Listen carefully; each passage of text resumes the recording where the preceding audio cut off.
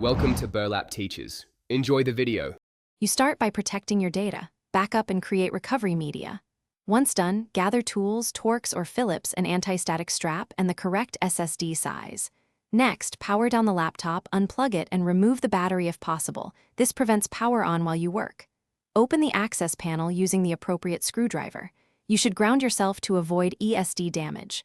Once the panel is off, locate the 5-inch bay or the M2 slot and identify mounting points and connectors.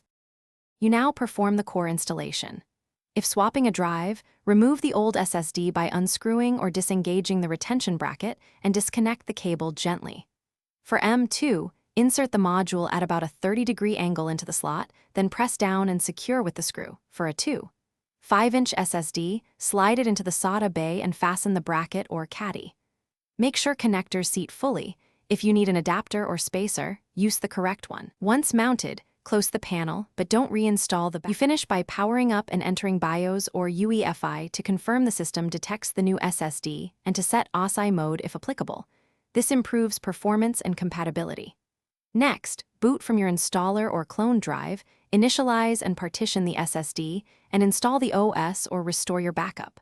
After successful boot and driver installation, shut down, reinstall the battery, and tighten the access panel. If the drive isn't detected, make sure connectors are seated, reseat the SSD, and retry.